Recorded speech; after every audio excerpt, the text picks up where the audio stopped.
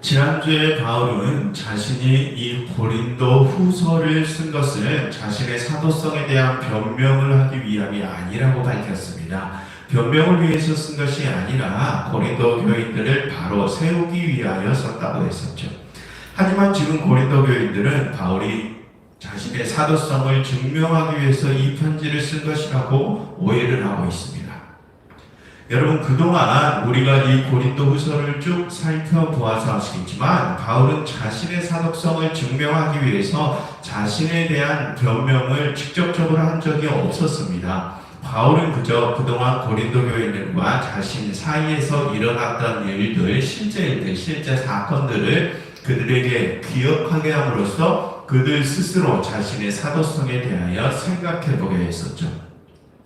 그럼 여러분, 왜 바울은 자신의 사도성이 의심받고 있는 그러한 상황 속에서도 그것에 대하여 적극적인 변명을 하지 않은 것입니까?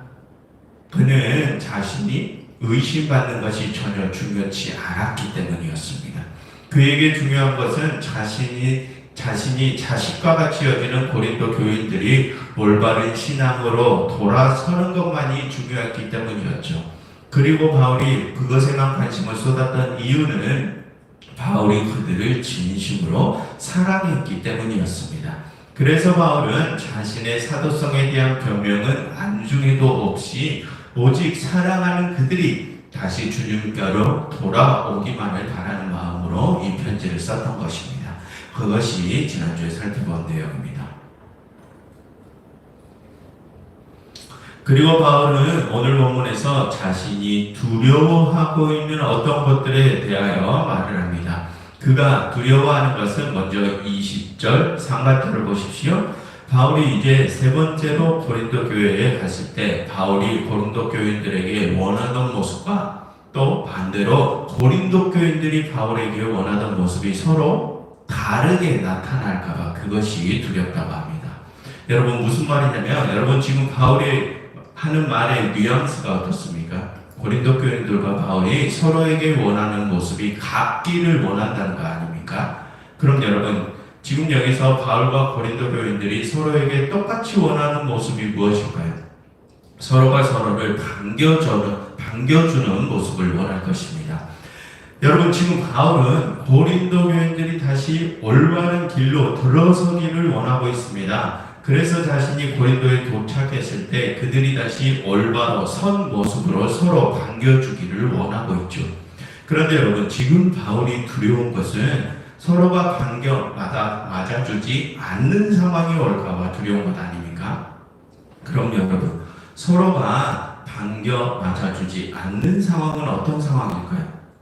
우선 바울의 입장에서는 그들이 아직도 범죄한 모습 속에 계속 남아있는 모습을 보이는 것이겠죠.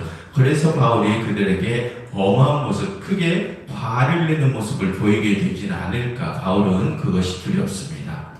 여러분, 뒤에 13장 10절을 보시면 바울이 이 편지를 쓴 것은 자신이 고린도에 세 번째로 가기 전에 그들이 이 편지를 먼저 읽고 자신들의 잘못을 깨닫고 다시 올바른 길로 돌아서게 하기 위해서 이 편지를 쓴 것임을 밝힙니다. 그래서 바울이 그들과 다시 직접 대면할 때 바울이 그들에게 엄한 모습을 보이며 그들을 넘어뜨리지 않기를 바란다는 취지로 이 편지를 썼음을 밝히죠. 여기서 바울이 그들을 넘어뜨리다 라고 표현한 것은 바울이 그들을 엄하게 대함으로써 그들을 무릎 꿇리게 하는 것을 의미합니다. 마치 자식이 잘못했을 때 아버지가 그 아이에게 무릎 꿇고 손 들고 있어 라고 하는 것처럼 말입니다. 그럼 여러분, 고린도 교인들은 바울이 그처럼 자신들에게 엄한 모습을 보이길 원하겠습니까? 보이지 않겠죠. 그러지 않겠죠. 그래서 그것이 고린도 교인들이 원치 않아 하는 바울의 모습입니다. 여러분, 지금 바울은 그렇게 서로가 원치 않는 모습을 발견할까 두렵습니다. 고린도 교인들은 바울이 자신들에게 엄한 모습을 보이길 원치 않아 하고, 반대로 바울은 그들이 아직도 범죄한 모습에 머물러 있는 것을 원치 않아 합니다. 바울은 지금 서로가 그렇게 원치 않아 하는 모습을 보일까, 그것을 두려워하고 있죠. 그럼 여러분, 바울이 두려워하고 있는 그 범죄한 모습이 어떤 모습입니까? 그 모습은 20절 하반절과 21절 하반절에서 바울이 말을 하는 것처럼 계속해서 그들이 서로 다투고 시기하고 분내고 화단을 짓고 서로 비방하고 수군거리고 스스로를 높이며 거만해진 모습을 보이는 것입니다. 그리고 21절 하반절, 그들이 다시 더러운 모습, 음란한 모습, 호색한 모습, 회개하지 않는 모습을 보이는 것입니다. 그렇게 바울은 그들이 다시 복음을 전해받기 이전의 모습으로 완전히 회개해 버렸을까봐 지금 두렵습니다. 그래서 여러분, 21절 상반절을 다시 보시면 바울은 자신이 고린도에 다시 갈 때 하나님이 자신을 그들 앞에서 낮추실까 두렵다고 합니다.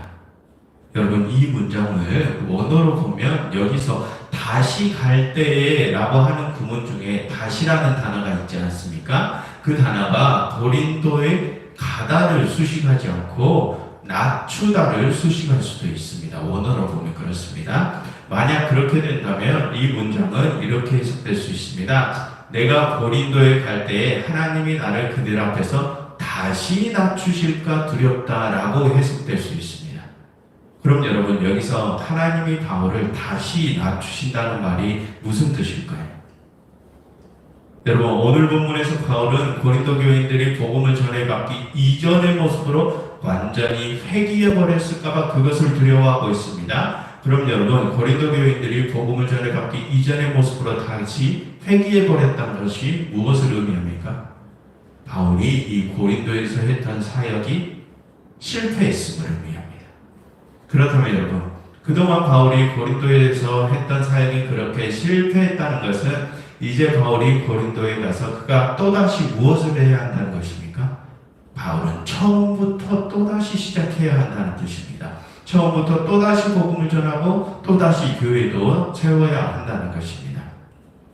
그러한 상황을 바울은 하나님께서 자신을 다시 낮추신다라고 표현하는 것입니다.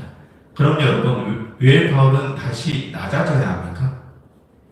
그게 주님의 방식이기 때문입니다. 주님의 사역의 방식이기 때문입니다. 낮은 자의 모습으로 하나님 나라의 복음을 전하는 것이 주님의 사역 방식이기 때문이죠. 그 작업을 바울은 처음부터 다시 시작해야 합니다.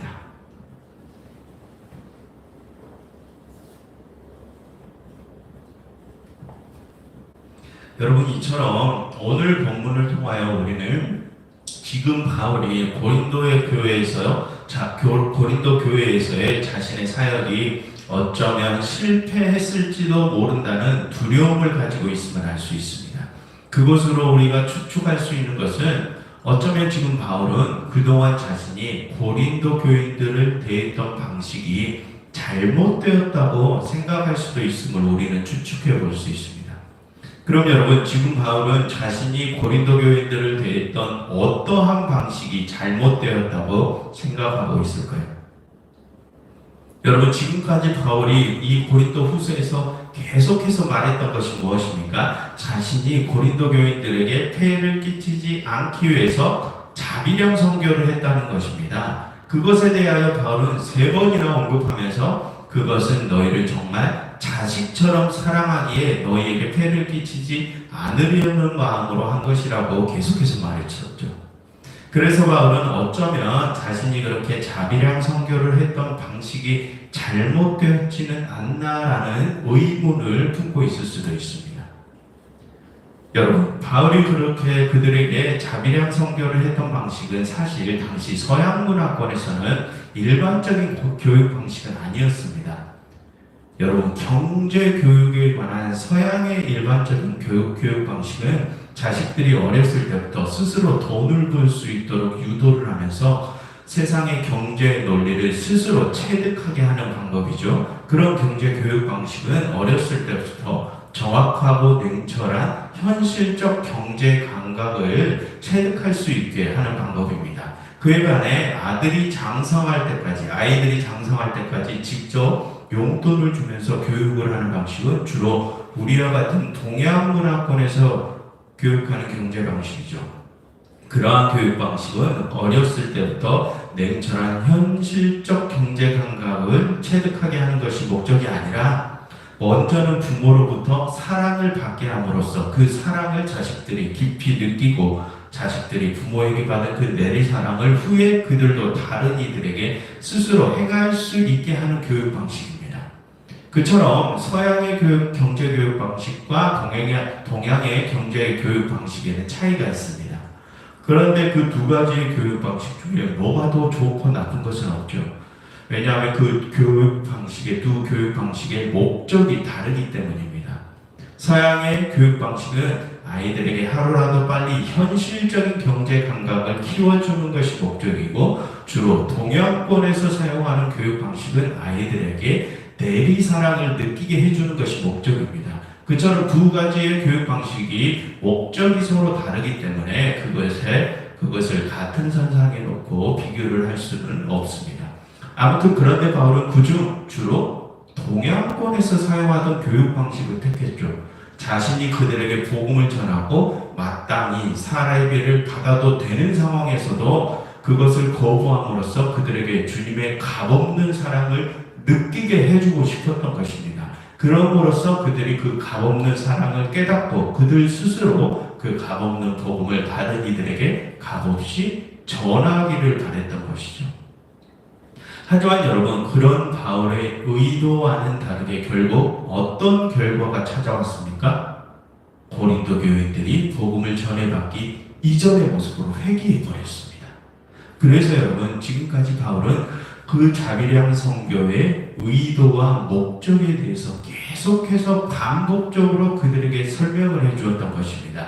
바울 자신이 그들에게 사례비를 받지 않고 복음을 전했던 이유는 주님의 값없는 사랑을 너희에게 느끼게 해주려 했던 것이라고 말입니다. 그러니 제발 그 의도와 목적을 바로 깨닫고 그 목적대로 다시 돌아와 주라고 호소를 하기 위해서 이 편지를 썼던 것입니다. 그래서 여러분, 오늘 본문에서 우리가 관심을 기울일 부분은 이것입니다. 우리가 복음을 공부할 때 중요한 것은 그 복음이 전하고자 하는 그 본질적인 의미가 무엇인지, 그리고 그 복음이 어떠한 방식으로 전해지건 그 최종적인 목적이 무엇인지를 잘 파악해야 한다는 것입니다.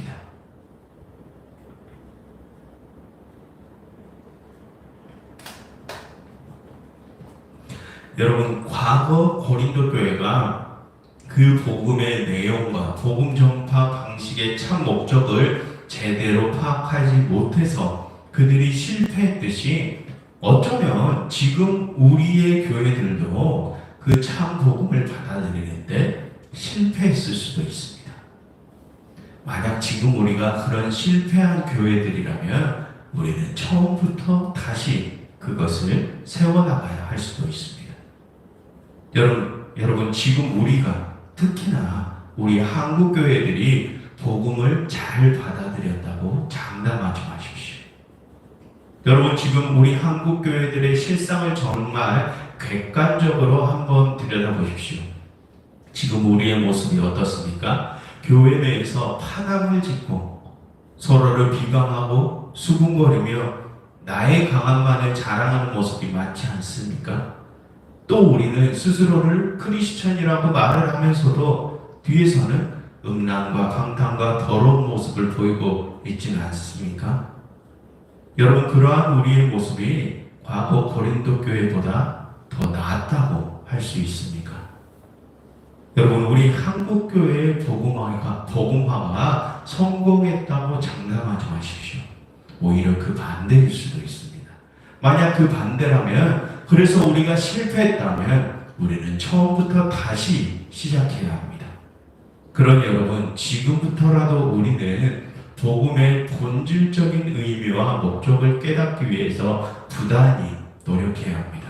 내가 복음을 잘 안다고 자만하지 말고 내가 그동안 알고 있던 복음에 대한 지식이 잘못되었을 수도 있음을 생각하시고, 그래서 만약 그동안의 나의 신앙의 모습이 잘못되었음을 깨달았다면 과감하게 그것을 버리고 새롭게 다시 시작하십시오. 여러분, 성숙한 신앙인은 그동안의 나의 모습에 대하여 변명을 하는 자가 아닙니다. 자신의 실수와 잘못에 대하여 빨리 인정할 줄 알고 그것을 고쳐나가는 사람이 정말 성숙한 신앙인입니다. 그러니 여러분, 이제는 우리 한국교회의 모습에 대하여 그리고 내 개인적인 신앙의 모습에 대하여 객관적으로 바라볼 수 있는 시각을 넓혀나가시기를 바랍니다. 그동안 우리의 모습에서 과거 고린도 교회와 같은 모습이 있다면 그 잘못된 모습을 하루라도 빨리 인정하시고 그것을 빨리 쳐내시고 새롭게 다시 시작하시기를 바랍니다. 어쩌면 그 방법이 우리가 하나님의 품으로 다시 돌아갈 수 있는 가장 빠른 길일 수 있습니다. 여러분, 이 시간 이렇게 함께 기도하면 좋겠습니다. 하나님, 저희로 복음의 본질을 깨닫게 해주시고 저희로 다시 온전한 신앙을 세우게 해주세요 라고 함께 기도하면 좋겠습니다.